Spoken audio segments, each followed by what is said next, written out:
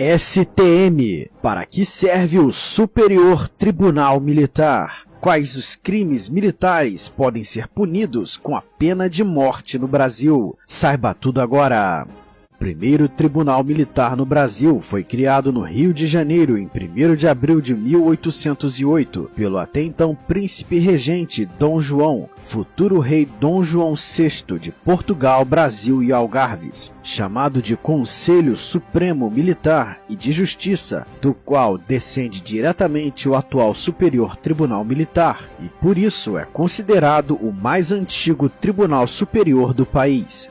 O STM, sediado em Brasília, é um órgão integrante da Justiça Militar e do Poder Judiciário do Brasil. O STM é formado por 15 ministros vitalícios, nomeados pelo Presidente da República, depois de uma indicação que precisa ser aprovada pelo Senado Federal. O atual presidente do Superior Tribunal Militar é o General Lúcio Mário de Barros Góes. Completam o tribunal mais 3 oficiais generais do Exército, 3 oficiais generais da Marinha e 3 oficiais generais da Força Aérea, todos da ativa e do posto mais elevado da carreira. Completam ainda o quadro 5 civis magistrados. Na atual composição do STM, um ministro foi indicado por FHC, 2 por Lula, 7 por Dilma, 1 por Michel Temer e 4 por Bolsonaro. De acordo com o artigo 124 da Constituição Federal, a Justiça Militar tem como competências processar e julgar os crimes militares definidos em lei. O Código Penal Militar, em seu artigo 9º, define o que são os crimes militares em tempos de paz e de guerra e os divide em 2 categorias. Uma destas categorias é a chamada dos crimes impropriamente militares, mas que também são de competência do Superior Tribunal Militar realizar o seu julgamento, e que são basicamente crimes comuns, mas cometidos por civis e ou militares, dentro de área militar ou contra o patrimônio militar, ou durante serviço militar até mesmo em área civil, como por exemplo, vandalismo contra patrimônio de organizações militares, corrupção envolvendo servidores civis ou militares responsáveis por administração de organização militar, furto de armamentos das Forças Armadas, que é enquadrado no artigo 303 do Código Penal Militar, peculato, se praticado por militar, cuja pena máxima é de 15 anos de reclusão, ou artigo 242, inciso 2º, roubo qualificado, ou inciso 3º, latrocínio, quando praticado geralmente por civis que invadam uma organização militar para roubar armamentos. Neste caso, a pena seria entre 15 a 30 anos de prisão. E há também os crimes classificados como propriamente crimes militares, ou seja, que pela sua definição, somente podem ser cometidos por militares. Em tempos de paz, os crimes militares mais comuns são o de deserção, artigo 391 do Código Penal Militar, que é quando o militar abandona deliberadamente e sem autorização o corpo militar a qual pertence, não mais comparecendo ao quartel. Crime de abandono de posto, artigo 195, que é quando o militar em serviço abandona sem autorização o posto a que deveria estar protegendo, geralmente em um quartel, pena de detenção de 3 meses a 1 ano. Há também os crimes de recusa de obediência ou insubordinação, artigo 163, crime de desrespeito ao símbolo nacional, artigo 161, praticar o militar diante da tropa ou em algum lugar sujeito à administração militar, ato que se traduza em ultraje a símbolo nacional, como a bandeira, pena de detenção de 1 a 2 anos. Há também o crime de falta de apresentação, artigo 393, seja civil que nunca tenha tido vínculo com as Forças Armadas ou ex-militares atualmente na reserva, que deixem de se apresentar dentro do prazo marcado no centro de mobilização ou ponto de concentração, em caso de mobilização parcial ou total. Caso capturado, a pena é de detenção de 1 a 6 anos.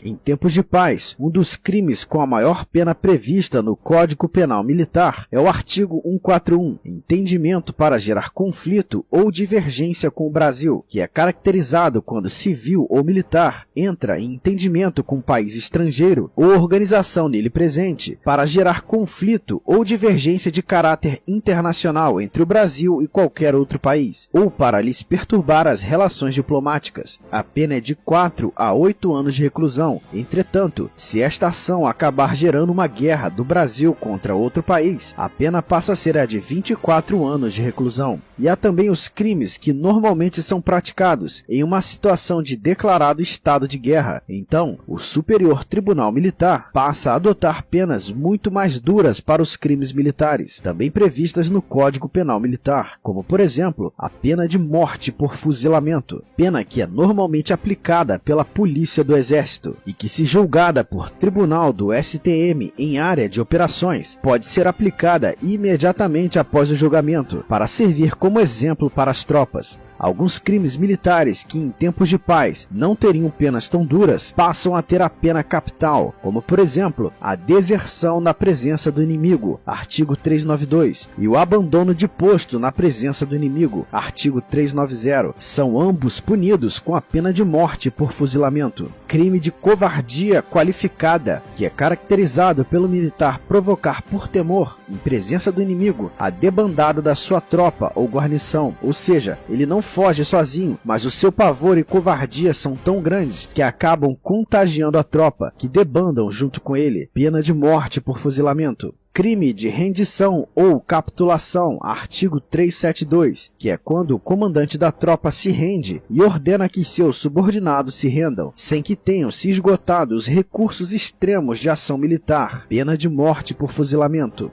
Crime de espionagem em tempo de guerra, artigo 366, pena de morte por fuzilamento, não importando se feito por civil ou militar.